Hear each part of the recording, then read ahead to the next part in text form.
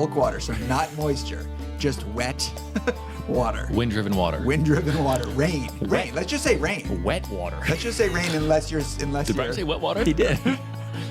Yeah. Let's just say dry rain. water's fine. Unless you're for some reason hosing your house down, it's rain. Welcome to the Fine Home Building Podcast, our weekly discussion of building, remodeling, and design topics aimed at anybody who cares deeply about the craft and science of working on houses. My name is Justin, and I'll be your host. Sitting with me today are Brian and Rob. Say hi, guys. Hey. Hey, Justin. Hey, Rob. Brian. Hey, Brian. A little more enthusiasm, Brian. Hey, Jeff. We got the usual slew of listener questions today, which were sent to us the same way you all should be sending them. An email addressed to fhbpodcast@taunton.com. I wrote the wrong email address on here again. One of these days I'll get that right.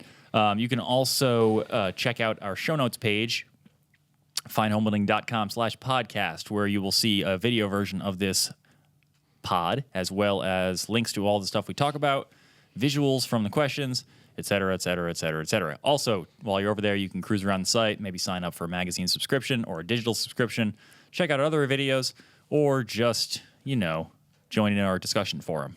Comment away. Comment away. Mm-hmm. All right, guys, we are deep into fall. I would say that we are coming up on winter here. I don't know when the official date is, but it's certainly getting frosty outside, and that makes me think of Rob and his. Because I'm frosty. And because you are getting to the point where your attic that you're working on is going to be a big heat loss. Oh, yeah. I'm feeling the pressure. Yeah. Because you need to get it insulated before we get real cold. Yeah. Yeah. But was it insulated before? Partially. Okay, so it's always been this way. It's not really. There's about. There's your excuse. 20% of the walls are insulated. There's no ceiling. That's all you The gable walls? Yeah. And the back wall? Yeah. Dormer wall? There's a portion of the back wall that is insulated, and then one gable wall that's insulated. I think most building science experts want you to have around 100% insulation. But 20% is a good So, start. do they want you to have a ceiling? Hopefully it's the north-facing wall. Do they want you to have a ceiling in your house too? Just a ceiling, period. Because I don't have that. I don't know if they really. Maybe we need to back up and explain to people that you need to have a ceiling. Yeah. Okay. Yeah. But what is great is that I have a really well ventilated roof deck now. So. No, what's great is that you're well rested on the weekends, Rob. That's what's really important here. Yeah. So I'm feeling the heat, or feeling the cold rather. Ooh, you guys like clever. that, huh? All right, shut it down. Sharp today. So yeah, as Justin mentioned, I'm pretty much at the phase of Overthinking the insulation. package, as always, as I continue to do so as I move ahead. Framing is pretty much done. All the partition walls. I'll be done this weekend with framing. I love that this is where we're at, because this is what we used to do in the early days of the podcast. Is if you were going to build a new house right now and you had these conditions, what would you do for insulation, or what would the assembly look like? So now Rob is in that situation. How deep are your rafters? They're 2x6s. 5.5 inches, and you've got asphalt shingles on the outside. Correct. And synthetic underlayment. Correct. And solid wood decking up there. Oh yeah. Solid wood roof sheathing. Some beautiful boards. And And you're venting it. And it's vented. so you got 5.5 inches plus how much of a vent space are you going with? What is that prop event? Probably 3/4, roughly. So You're running that all the way up? Under 5 inches. Oh, okay. Well, so you're not dense packing. I'm not dense packing. I could dense bat if I wanted to compress a fiberglass bat in there. Well, but if you pushed a fiberglass bat up against those flimsy foam baffles, it's going to compress the baffle. These aren't. Sorry, I shouldn't have said prop event. These aren't the thin styrofoam baffles. These are the rigid plastic baffles. Oh yeah, I've seen those. Yeah. So Do they're. you know what brand they're they beefier. are? It's the ones that have they have I should they have a know. little standoff in the center of the bay too, to keep them from collapsing, right? Those are nicer. I've pushed on them fairly hard to see if they would kind of compress, and they don't seem like they would. All right. So you have just under 5 inches for insulation. So even the- if you went spray foam, what is current code? You discuss. I'm gonna look up. I think it's 38. Yeah. So when I sent my plans in, the building inspector had an interesting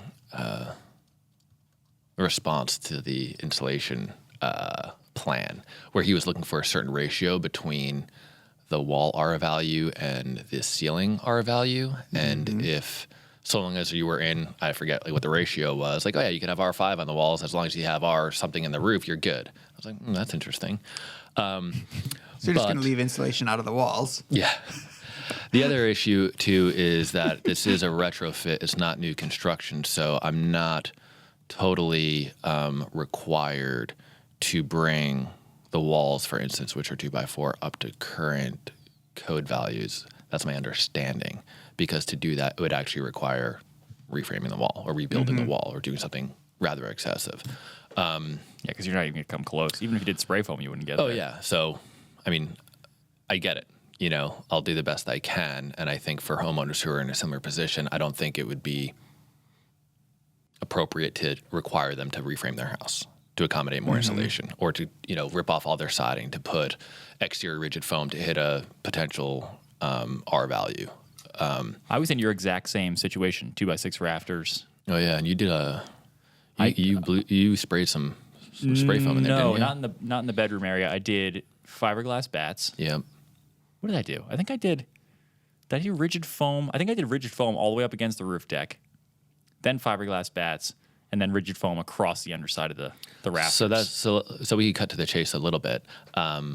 That's what I'm curious about. And you had mentioned the frost this time of year, and I was again reminded of the issue that I'm facing driving into work, where I saw all those frosty roofs the other morning, and you could see all the thermal bridging happening on all the roofs, where you could see every kind of framing member, which has melted the frost. I was mentioning to Ben, who's the web producer at Woodworking, he sent me a picture of his shop where he's doing some work, and you could see you can see all the flaws that he has in his insulation package. I was like, yeah, frost kind of reveals all of our shortcomings as whether it's agent experts or builders, and it broadcasts them to the world as people drive by. Yep. And so, but to your point, by the way, it can also go the other way. If you don't have roof insulation, you're going to see probably frost on outlining your rafters and nothing in the rafter bays. It can go the other way too. If you have no roof insulation, right? Because now you're now the rafters are actually doing more. Now the rafters are the relatively insulated part. I see what you're saying.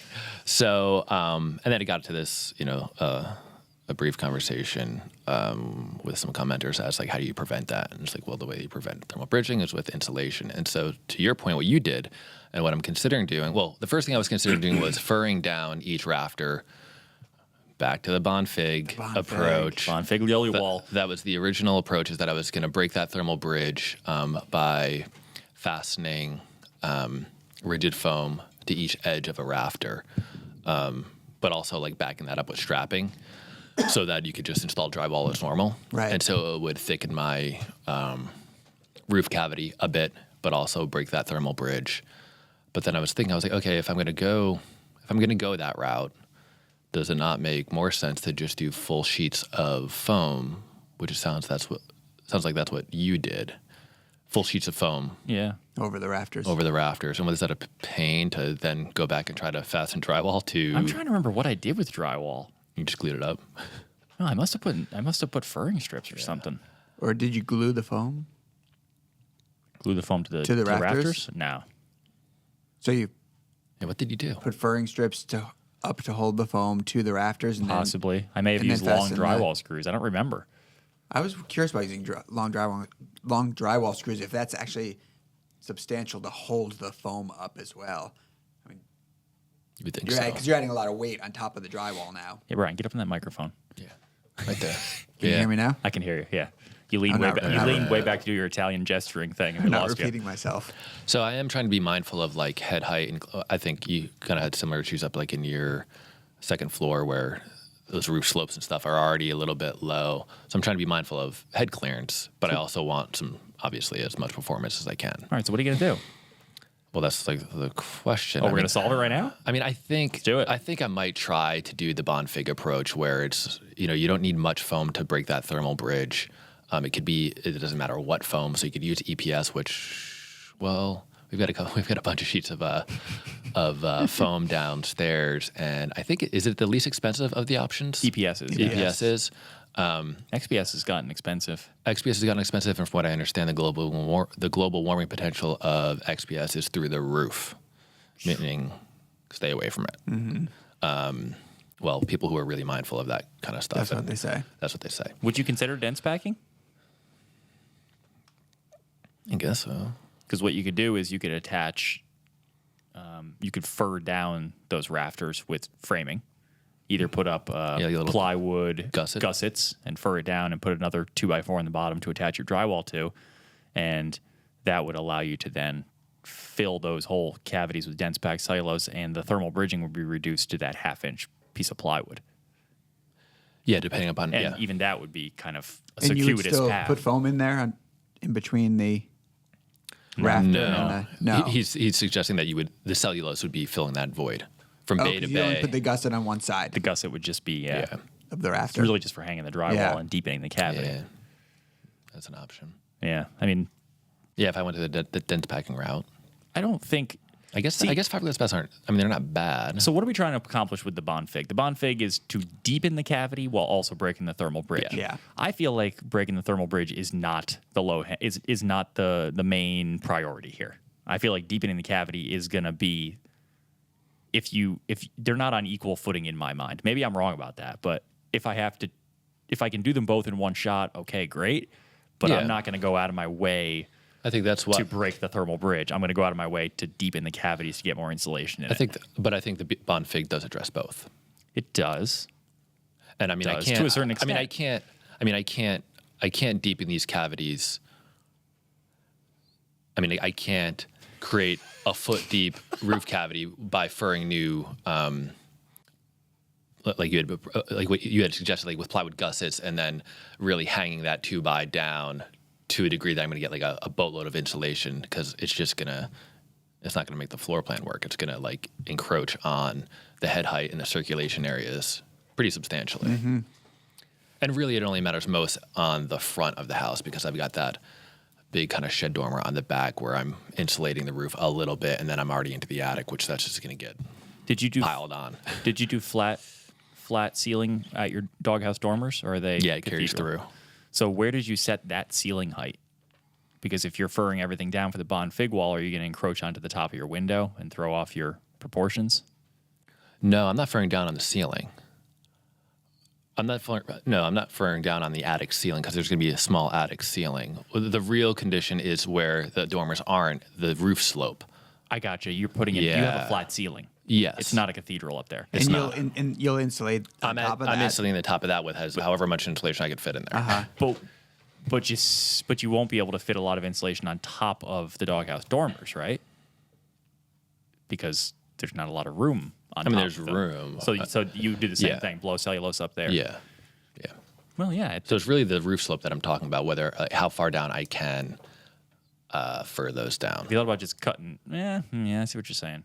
Yeah, in that case, I would do what you're saying. I think I'm going to go the bond fig route. I would do 2 inches of EPS cut into 1.5-inch strips. with a piece of strapping.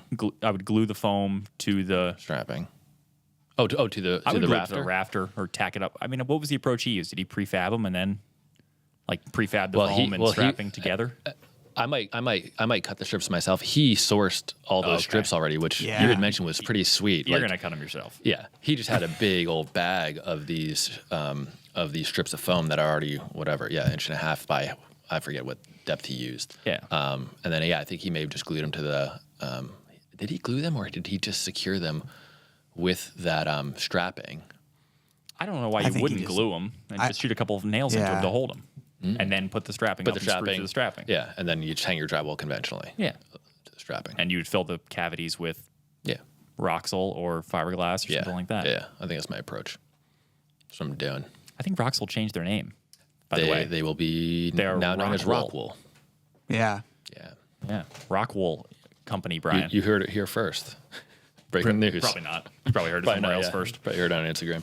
Heard it on Shop Talk Live. Yeah. All right, you guys. So that's that, yeah. So that's that. We should take some photos of that. That would be a cool. So will you be thing to insulating this document. weekend? No, because I have to get a little thing called inspections. Oh, and you still have to do electrical and plumbing, right? Yeah, electrical and plumbing. So I'll finish the framing up, then pretty close. then plumbing and electrical. Sort out my heating issue, inspection, and then I can start So insulating. in the spring sometime. So in the spring. Oh, I already have the backup. Like when it gets really cold, I'm just putting rigid foam. I'm going to make a little rigid foam hatch over the stairwell. So you've already given up, essentially. No, I haven't given up, but I have a backup plan. Come on.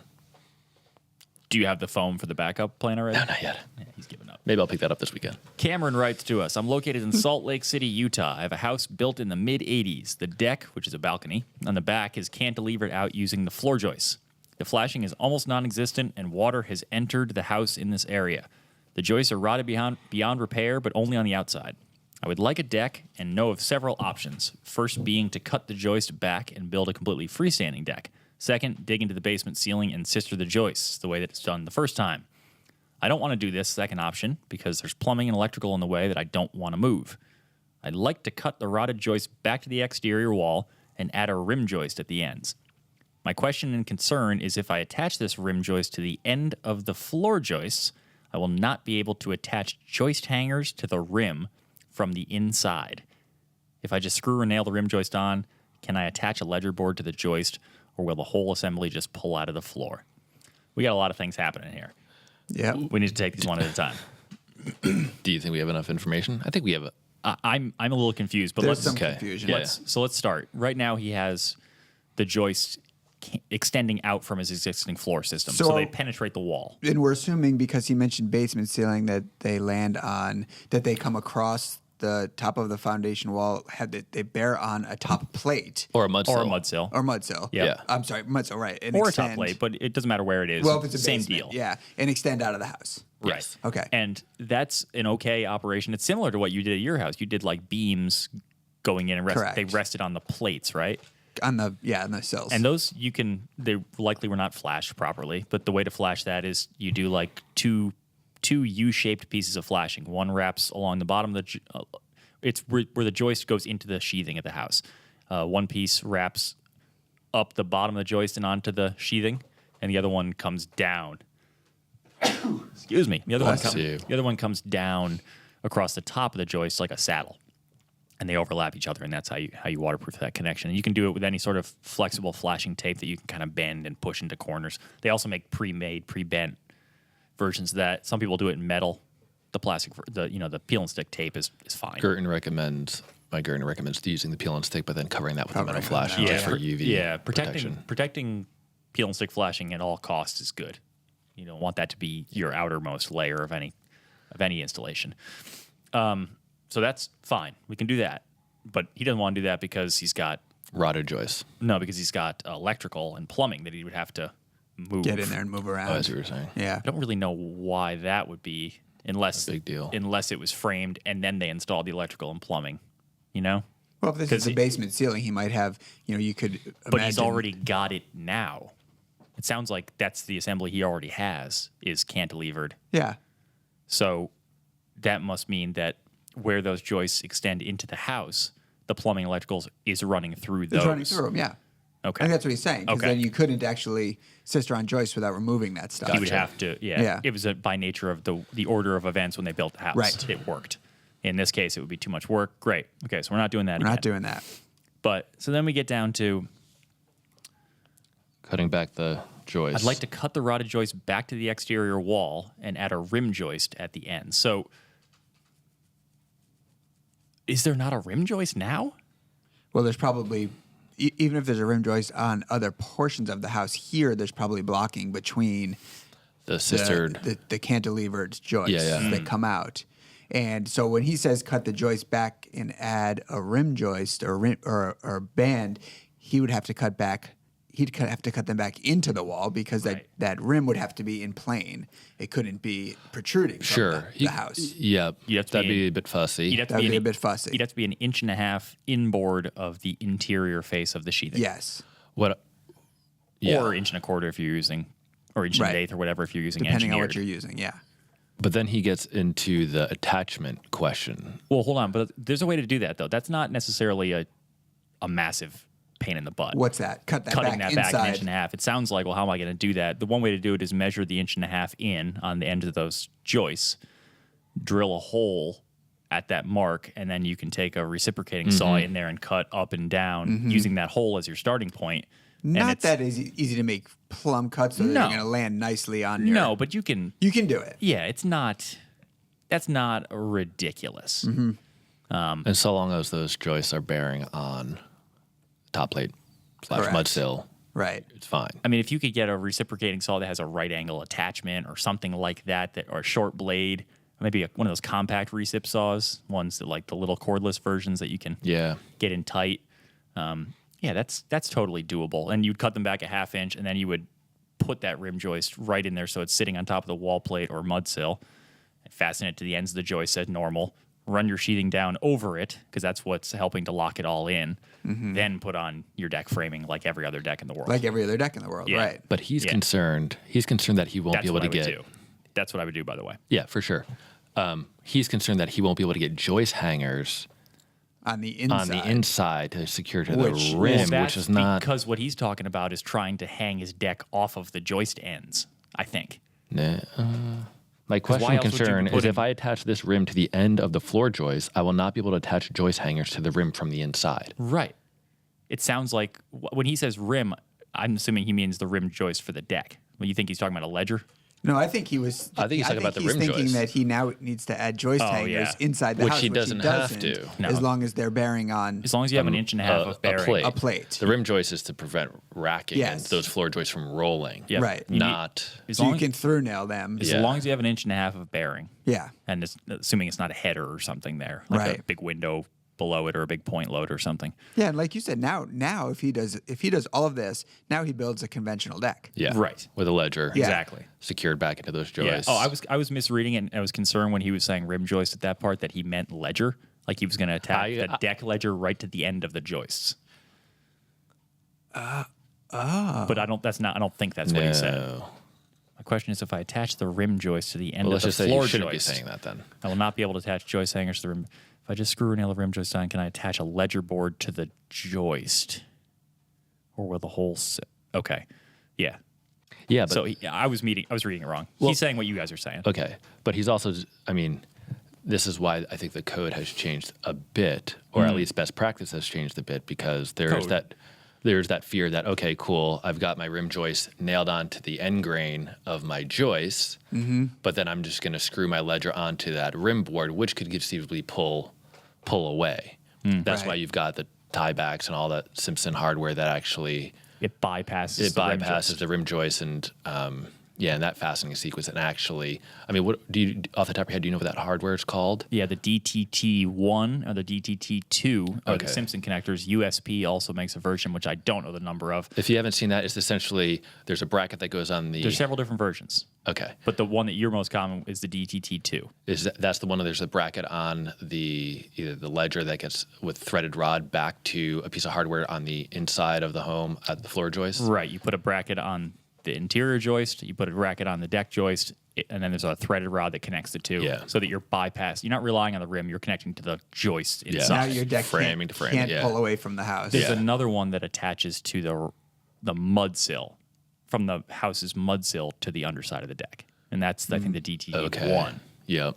Which That's like I've a never big, used, That's but like that's relatively So that's new. like a piece of hardware that gets secured to the bottom of the deck joist, Yeah. and then it has essentially a massive lag. Yeah. That you drive into the mud sill. And so, and to clarify, this is, and I wasn't planning to go down this road, so maybe I'm going to get this wrong, but it's because I don't remember the number. It's not that they tell you have to use this piece of hardware. It's that they tell you the deck needs to be able to withstand this level of withdrawal Yeah. from the house. This hardware provides you one solution to get there. There are other ways to attach a deck ledger with like these. Main Deck Bracket is a company that has like these kind of, they look like sections of an I-beam that you bolt to the house and then bolt your deck ledger to it, and then it gives you that little stand-off. We've written about them before, Brian, Yeah, but how does that help with... because that offers enough resistance that it won't pull off the house. Then Because of the way it's bolted to the rim? I think that one passes that same requirement.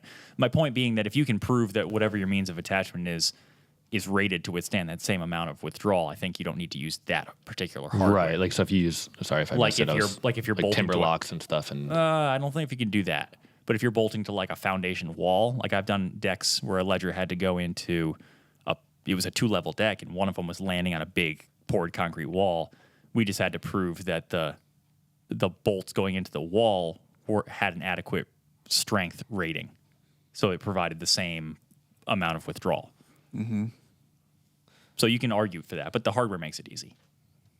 Okay. So his all of that to say that just use the hardware. Yeah. So his specific question, just to clarify for people, is that his question is: if I just screw or nail the rim joist on, can I attach a ledger board to the joist?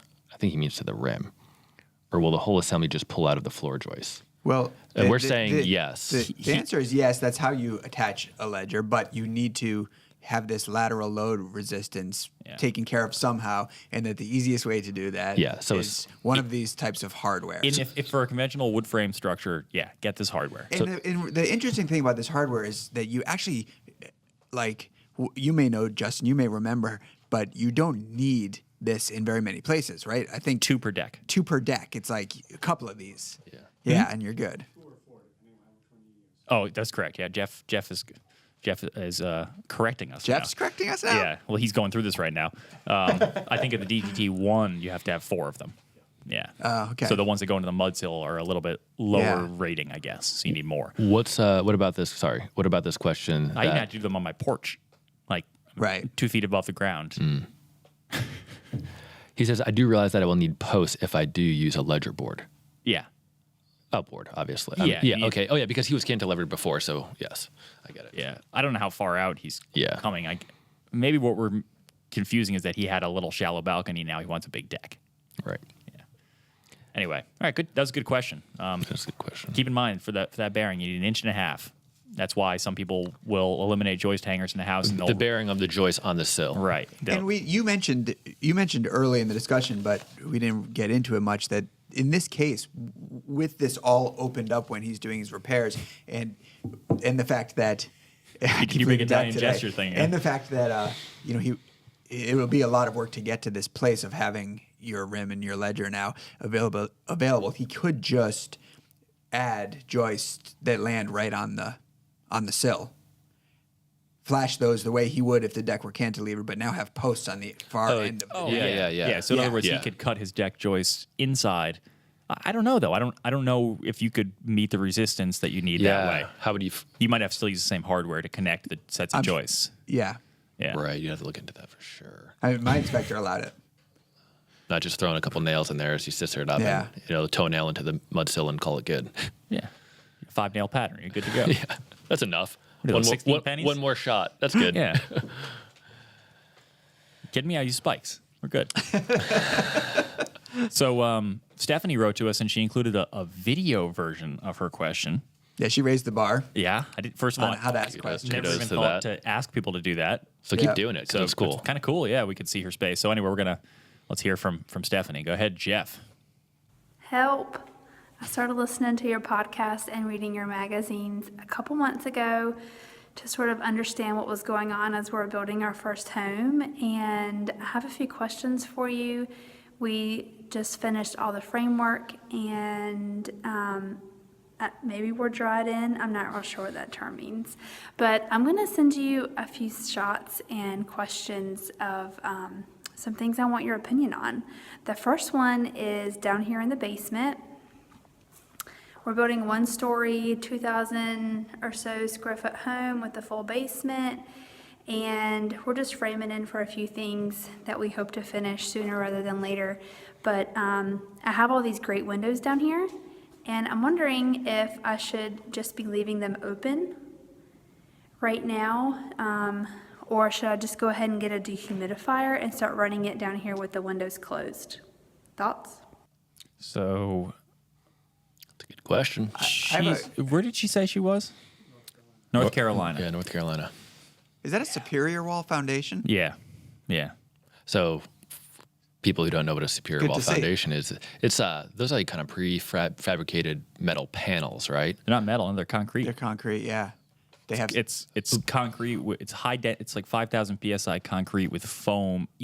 XPS foam on the inside. Yeah. And then metal studs. Right. Okay. Yeah. That's that what I was. Yeah. that are furred out with EPS foam. Okay. Yeah. and they're just laid on compacted. Yep. You set them on a compacted gravel Gravel base, and they and- get glued and tied together. Yeah. Yeah. In some parts of the country, it's like every house uses them. Oh, is that right? Yeah. Really? I know that when I went to see Sam Kerber in Asheville, North Carolina, he's like, nobody around here pours. It's just these everywhere. Wow. Yeah. So they don't go on a traditional footing? No, they just sit on gravel. Yeah. And Compacted gravel. you get a foundation in like 2 days. Wow. Though I guess from what I understand, I've never been on a site where they're actually installing them, but from what I understand is that they can be very competitively priced to a poured foundation as long as the foundation doesn't have any. You start to lose the advantage when you have to do a lot of height jogs with the foundation. But yeah, you just you just compact the base. They come in and drop them and install them for you. Wow. And We've done an article on this, haven't we? we have Long yep. time ago. Okay. Yep, it's called. We should put it up on the. I think it's called a foundation in 2 days or something. Put it up on the show notes page. Yeah, Tim Robinson, I think, or somebody Robinson wrote that. Yeah. So her question Okay, about her Question. Yeah, sorry. dehumidification in a new build. So for anybody who couldn't actually see the video, I mean, you should check out findhomebuilding.com/podcast. You'll see the video there.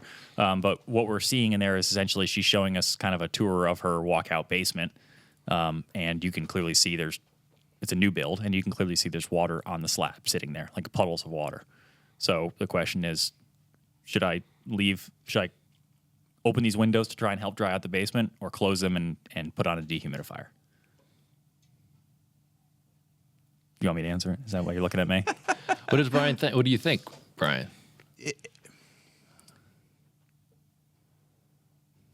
Okay. So I don't know, Justin, my guess- so Justin, what do you think? I think I would probably just open the windows at this point. Oh, really? No, you close the windows and put on a dehumidifier. Yeah, for that's sure. That's the correct answer. I yeah. don't think so. And you probably leave that dehumidifier on for the duration of really a lot of the build. We did that on the Pro Home because, drywall taping and painting, there's a lot of moisture in the air, not even mentioning like the wetness of the lumber that's being brought in there. And I think to extract that moisture is probably the best thing to be doing. Why do you think open the windows? Well, if I mean, I was just dealing with immediately right now. She's got these puddles of water. It's Yeah. the fall. It's not a humid time. Well, but clearly it's, we've had a lot of rain here, but Well, I'm assuming that much water in her basement is right now in the new build is from some rain that got in there before she was dried in. it's okay. Yeah, That's let's hope. Hopefully that's not water coming in since the roof has been dried Yeah, let's hope in. the superior wall isn't leaking like a Right.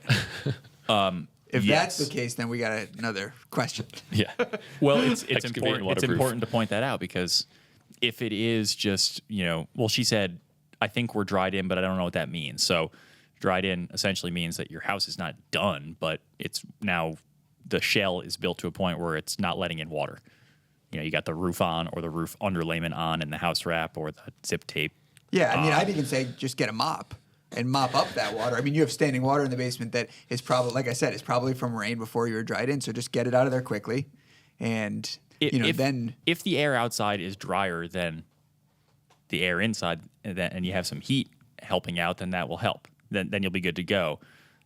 If that's not the case, like I guess I'm looking at it from a point of view of when some people get water in the basement after a flood or the washing machine overflows or whatever, or in the summer it's humid in the basement, so they think, well, I'm going to open up all the windows and dry it out. You're actually not helping. You're making it worse because that theory only really works like if you open if you're in North Carolina. That only really works if you open your window and you're somehow piping in air from like Tucson, Arizona, because it needs to be dry and warm. right. If you're opening the door and the window and you're getting more air from North Carolina, then you're not helping anything. You're actually just inviting in more of the same moist air and giving it a place to condense and puddle. Yeah. So in those cases, you don't want to ventilate your basement. You want to close it up tight and run a dehumidifier and get the water out that way. And that'll be important because this happens all the time coming in and out of the winter, either snow melting and flooding basements or, spring when we get a lot of rain and everything floods. So keep that in mind. Anything else you want to add, Rob? You looking up something feverishly Yeah, over here? I was just looking up. Again, the reason why I say why I brought up the using a dehumidifier throughout construction because of the wetness of the lumber, the curing, the concrete, the drywall, the painting, all that kind of stuff is because that was Mike Gerton's approach when he was constructing the Rhode Island Pro Home. And for a period of time there, and especially in the winter, he was running 2 dehumidifiers, and he said he was pulling 10 gallons of water out of the ambient air a day to try to stabilize. Insane amount of moisture Yeah. when you build a house. Yeah, especially in again the case of the Pro Home, which is a really tight house. Yeah. And so he's trying to stabilize that relative humidity, I think around like 48% or something like that. And this way, when it's time to install the doors and the trim work and the flooring, that you are in more of a stable environment and not this sopping wet. And we also, am environment. I allowed to talk about this? We ran into Mike at the show, and we asked him how the Pro Home was doing. We ran into him at the remodeler show, and he said his only snag that he's hitting is because he has an ERV instead of an HRV. He's having moisture problems inside. Yeah, he's having difficulty maintaining a low relative humidity because an ERV doesn't offer dehumidification like an HRV would. It actually transfer the moisture to the incoming air, so you're not really maintains the moisture level. the moisture level. He's running it a lot because you are extracting a percentage of it, but not like you would with an HRV, which doesn't transfer moisture, and it actually extracts that. So it's pulling all of that conditioned indoor air and exhausting it and just transferring, let's just say, it's not transferring any moisture to the incoming air, only transferring that heat energy. Yeah, I always thought that you chose an HRV in cold climates and an ARV as you moved towards hot and humid climates. Is that not so cut and dry? I guess it's not cut and dry, and there had been conversations around what was appropriate with the supplier. Apparently, in his time of his area of the country, it was recommended to him that he use an ERV and that it's never been a problem. Yeah. But he's very coastal, and he thinks that maybe it's something to do with that he's having troubles. I think because the humidity is a little bit different than kind of normal. Fortunately, I think in discussing with him, maybe it's a little bit more complicated, but I don't think it is like we have to swap out this whole system. I think it is swapping cores. Yeah, that's exactly right. Yeah. But does an HRV cost a lot more than an ERV? I can't imagine Like, it why being wouldn't you like just buy one to start with, like for all situations, and just be covered? Is it because What do you mean? I guess you don't want it in situations where, In certain instances, you want an ERV. You want Okay. that transfer of moisture. right? So yeah, it's not a cut and dry answer, I guess. In any case, Yeah. but the point is the same. Especially, she's got a new house going here. I'm back to Stephanie. She's got a new house being built. There's a lot of moisture that's part of the building process, whether that's materials drying. There's a lot of moisture just coming out of a concrete slab as it cures. A ton of moisture. Yeah. And you got all the framing lumber that's been getting wet that it needs to dry somewhere. And builders often treat a house like, let's get this thing buttoned up as fast as we can. And if you don't suck as much moisture out of there as possible, it could lead to problems, depending on how your house is put together. You don't want to trap that. Get it out of there. Not only in like the mold, but in the instance of like acclimation of like flooring and doors and stuff like that. Right, yeah. Suddenly you got the flooring contractor coming in, stacking all the flooring on top of the slab. Yeah, and then going, I'll be back in a day to install this. You're like, your boards are going to be potato chips. Yeah. It's a good look. It's like that hand scraped look. Yeah, right. In fact, I think it's a good idea to get the house dried in and then get the HVAC system up and running before you do anything else. Mm-hmm. Just let it dry out. I know a lot of builders follow that practice, but it seems to be the especially kind if you got duct work and I guess you could seal it up if you're sanding drywall and everything. It seems like the kind of like the kind of thing that a lot of builders go, Well, and like it'd be nice if we could do it, but we're not going to worry about that. Get the salamander to heat it. Yeah, that thing doesn't put any moisture out. It's like a moisture injection system, having a torpedo heater. Austin writes, "Hey guys, I have a small section in the entryway of my house where I would like to make a built-in bench with 3 drawers for some extra hat, glove, and other storage.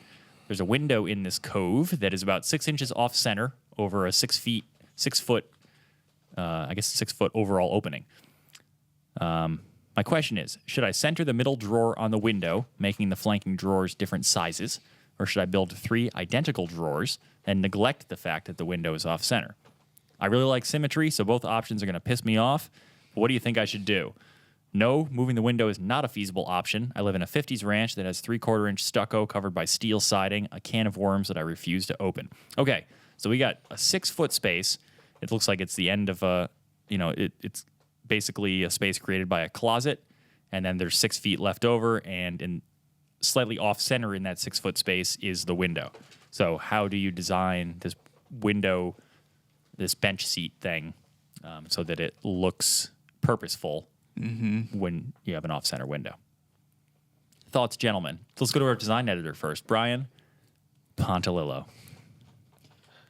Well, Randy? I think there's there's so many possibilities. What I He's going to filibuster, probably. what I like that he said. Settle in, everybody. I wouldn't do the 3 drawers off center. I wouldn't do 3 even drawers and have them be off center from the window. So I agree with him. Like that I would stay away from that option. And then, but once you decide to stay away from that option, then you open up the endless possibilities of if he likes symmetry, how do you now create some symmetry in this space? And if for people who are having trouble wrapping their head around this, we do have a little drawing, a little floor plan version of this that you can check out on our website. Yeah. So he mentioned centering a drawer on the window. And I think that I would consider not only centering the drawer on the window, but also making the drawer match the width of the window. And then you can add smaller drawers to the left. And this is assuming that this space is only thing he's going to do is add the bench to this space for now, and then to the left, you can add whatever size drawer it is to center on the space to the left of the window, and to the right, whatever size drawer you would need to center on the space to the right of the window. So a couple of assumptions there that none of these drawer sizes are going to be so small that they become unuseful. Right. Assuming that they're useful. Looks like he's got several feet to work with. Yeah. I mean, 6 feet total. I don't know how big the window is, but. And then you could consider doing something on the walls next to the window to add symmetry with those odd drawer sizes. Can we, for the purposes of our. No, I'm sorry. I don't know what the dimensions are, so we're not going to go there. Yeah. Okay, go ahead. So what that could be, who knows? I mean, it could be as simple as hanging a painting or something that adds some symmetry to the larger space to the right and connects it to the drawer below. So you can take the space and you can create, if he wants symmetry, you can create symmetry. And then there's also the option, and I think that there's also the option to not only do a built-in below the window, but to do some kind of coordinate it with some built-ins that maybe go on the sides, to build some bookcases into this or some open shelves. Even a single that bookcase go on up. the wider side would. Yeah, and create now you can create a symmetrical space for the window. That was my. So frame out the window with the built-in and make it look like. Yes. Yeah. That I think was my proposed solution, was that no matter what, if you don't do anything with the elevation, it's always going to look off center for that wall. So I think my solution was to add perhaps a vertical built-in to the left of the window, full height, bring it in alignment with the closet. And then so as you're looking at this end wall, essentially, the space that is the bench then, so that bench would be captured between this vertical built-in and the closet. The elements within that nook would then be symmetrical. The window and the open wall would be the same value, and then you could align your drawers beneath that space. Wait. But then the, Yeah. You know what I mean? the shelf on the closet side would have to be deeper than the other one. He's saying you fill this space with a built-in because the way this Yeah. is drawn, the window and the space next to the window on the right are the same size. Yes. So if those you are filled in this symmetrical. with a built-in. Now you have symmetry here. Yeah.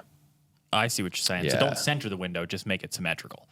Yeah, so you're creating a kind of a whole new perspective by Gotcha. creating that big vertical element. Which, it's not a drawer. It could be it could be open cubbies. It could have a little door that you put. That's a clever You know what idea. I mean? And then the bench itself and everything that's happening above the bench is perfectly symmetrical, and the drawers below. And you can do 2 below. That You can do match the 2 window and below. the open space. Yeah, and so everything within that space could be symmetrical. So we'll just kind Yeah. of circling back on this. If we have a window in the center and the space on the left side is less than the space on the right side. Correct. So you're saying fill up the left side. Yep. With a built-in. Yep. And then what you'll be left with is an even divide between window and non-window wall. And I think the way that you would read that, looking at it in elevation, is, oh, cool, I see that bench and every element above it and below it are complete symmetrical. I came at know? this a totally different way. I just said add 6 inches to the closet, and now you have a symmetrical space. I guess you could do that. Just bump the closet out another 6 inches. You get more closet space, and you get a symmetrical spot for your bench. That's an option too, for sure. So so we're saying you can't move the window, but you can create symmetry.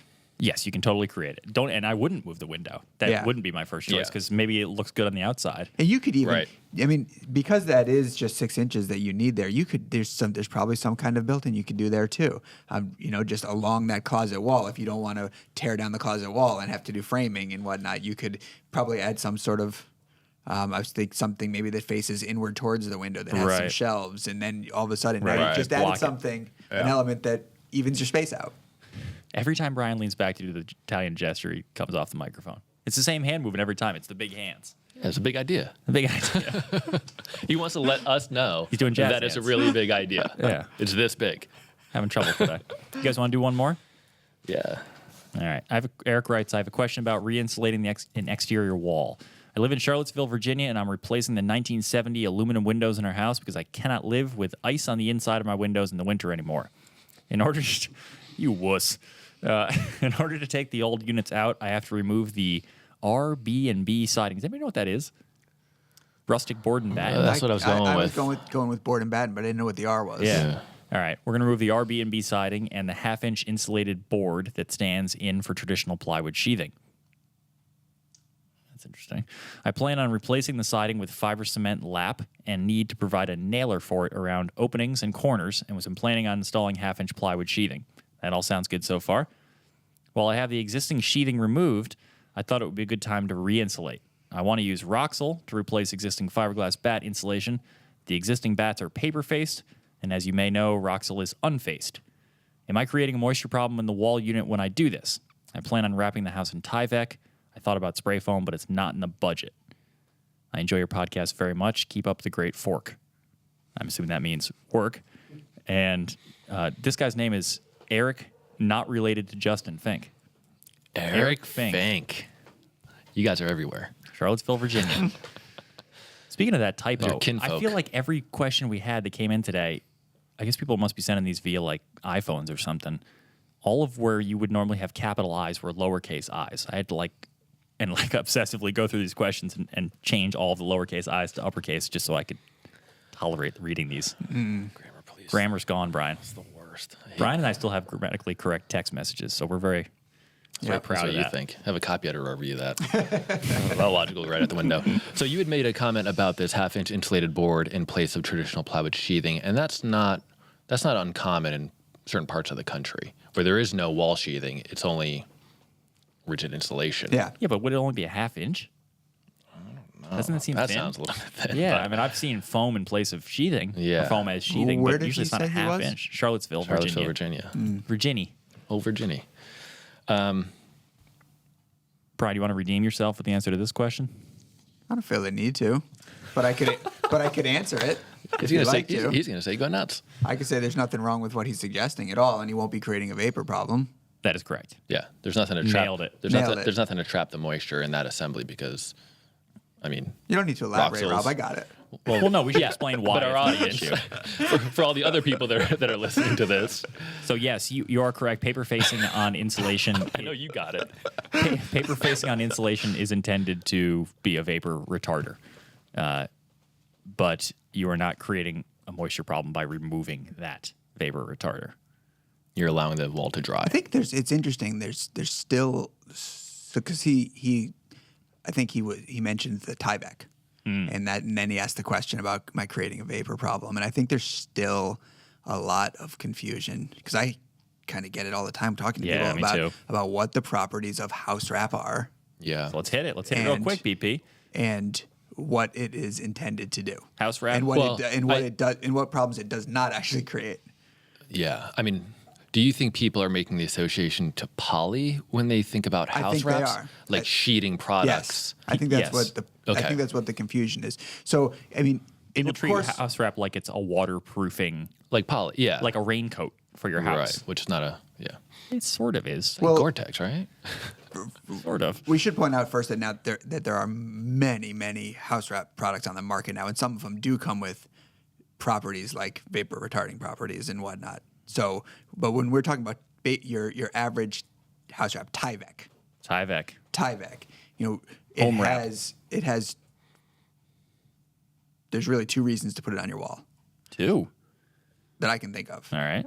One, to keep bulk water I out. knew you were going to say bulk water. Bulk water, so not moisture, just wet water. Wind-driven water. Wind-driven water. Rain. Rain. Let's just say rain. Wet water. Let's just say rain unless you're Did Brian say wet water? He did. Yeah. Let's just say Dry rain water's fine. unless you're for some reason hosing your house down. It's rain. It's rain. It's the only thing that makes your house. So to keep rain out of Snow your melt. walls, Maybe Yes. snow melt. snow melt, Hopefully not. frozen, Hopefully not snow frozen melt, rain, but you never know. sleet, and the derivatives. And then it is an air barrier. It's not. It shouldn't be used And- as your. Justin's hackles are. No, It it's an shouldn't air be used barrier. as your primary air barrier necessarily to keep for an airtight house, but air does not flow through it. Yes, I will. Let's circle. Let's zoom in on this. Yes. Tyvek is an air barrier. It is an air barrier. It will block the airflow. I was thought about it this way when I talked to Mike Gurton years and years ago. Imagine taking a boiling pot of water on the stove, to the point where you need to turn it down to simmer, but you still got the steam coming off of it. If you were to hold a sheet of Tyvek over that, and then put like a glass dish over the top of the Tyvek, you're going to get steam on the underside of the glass dish. The steam is going to go through the Tyvek and condense on that glass because it'll allow the passage of water vapor. If you were to then put that Tyvek over the top of that pot and like secure it with like a thick rubber band so it was sealed on there, you could turn that pot of water upside down and the water will not come out because water will not flow through it. So water vapor, yes. Bulk water, wet water, no. The problem with that, though, is that it's really hard to seal it appropriately to make it a whole house air barrier. The material itself blocks the flow of air, but its weakness is when installed on a house, you have 1,000,001 seams. Absolutely. Absolutely. So that's what people need to understand. That's why you don't rely on it as if you're going for air tightness. It's not something that you would rely on to achieve It's like air tightness. So everything they're telling you is correct. It's that the installation doesn't lend itself to taking advantage of that benefit. Right. So not a great air barrier. It can be done. Let's just say that people have figured out how to do it. It's just not necessarily the easiest path to getting there. Okay, so what were we trying to figure out? We were just explaining So the just fact that Explaining what that is because it seemed like why it's a safe it system. seemed like it was implicit in his question that the house wrap might be one of the. So why doesn't he need facing on his bats? Why is that not a worry? He had it before. Clearly, somebody who installed the first fiberglass bats thought it was a good idea to have. But as you mentioned, that's. Could we just dig into the facing on a typical fiberglass bat? Isn't that like asphalt based? It's similar craft to like paper, craft like paper? asphalt So does impregnated craft so paper. if my understanding is correct, that changes its permeability as well. So the wetter that it gets, the more vapor that allows through. Is that correct? I'm guessing that Charlottesville, Virginia is a cooling climate, right? It's pretty hot and humid there, right? Yeah, well, he's getting enough condensation on his windows that Jeff looks skeptical. So you get a lot of snow in Charlottesville, Jeff? It's mixed? Yeah, I don't know Alright. about those mid-Atlantic kind of areas I always that thought are Virginia was super hot. not quite the You're getting down hot, south humid then. south Yeah, you yet. think it's it's getting cold But enough it's that pretty he's getting cold in the condensation winter. freezing on the inside of his Yeah. windows. The reason I'm bringing it up is you just want to be careful when you're in a cooling climate, which essentially means a really hot climate, not to have a vapor barrier on the inside because then when you run the air conditioner, it will lead to problems with condensation inside your walls. Right. So- in fact, in really hot and humid climates, they put them on the outside. Right, which is why like vinyl wallpaper in a cooling climate, terrible idea. That's why a lot of hotels had problems with that for many years. Big time flaw. If you got vinyl wallpaper and you're living in the South or out west, you better know what your wall looks like on the inside. So is it common practice or fair to say still these days with all the more complicated building assemblies and products that the colder your climate, so in a heating climate, in general, you're looking for your walls to dry outwardly. And in a cooling climate, Correct. you're looking for your walls to dry inwardly. Correct. He's in a tough spot. His walls got to dry both ways, I think. Well, he didn't say what the inside of his walls look like. No. So I mean, he's in the same spot we're in, where it's going to be cold sometimes and hot sometimes. Yeah. Yeah, moisture migration will flip season to season. Well, Yeah. Right. So you want to allow that wall to dry. So let's say this though: if you wanted to put in fiberglass bats, would he get the faced or unfaced? Because I wouldn't have a problem with him putting in faced bats again. Especially if they're But- change their permeability and do allow moisture to migrate through at a certain rate. I forget what class of vapor retarder they are. They might be the lowest class. And he's going to be installing from the outside, so because you would, if you're counting on facing to work, don't you typically lap to work the face well, yeah. and tape the seams? And if he's installing from the outside, that's not happening. But I mean, think about every attic that has fiberglass bats in it. Right. They frame it, put up the drywall, and Lay then 'em they in. lay them in. yeah, Vapor barriers don't need to be continuous either. Not like an air barrier, Brian. right. That's All a of this lot to of say- discontinuity, though. All this to say that Eric sounds like he's in pretty good shape. Next Yeah. time we have Martin on the show, we're going to do a special section on vapor barriers, when to use them, when you have to use them, when you shouldn't use them, and where it just sort of doesn't matter one way or the other. That's going to be the thrust of that. So we will circle back on that. You're going to have a topic. vapor barrier in your assembly in your roof? Seconds away from a clean getaway. I'm adding value to the listeners. I don't know, because I guess I'm not. I guess I wasn't 100%. Well, because I have been entertaining blowing cellulose or fiberglass in the attic. Keep up the great fork. Could go up the Great Fork. Did the building codes call for it in your I'm town? not sure if they call for it in my town. It's a good Some question. places do. Still think you're adding value, Brian? That's all we got for this week, everybody. Tune in next week where we'll be answering more of your questions. In the meantime, visit finehomebuilding.com/podcast to see all these visuals for this show, all the links to the things we talked about, and to find our email address, which is fhbpodcast@taunton.com, to send us some questions and topics of your own choosing. Until next time, this is Justin for Rob, Brian, and Jeff saying, happy building and keep craft alive.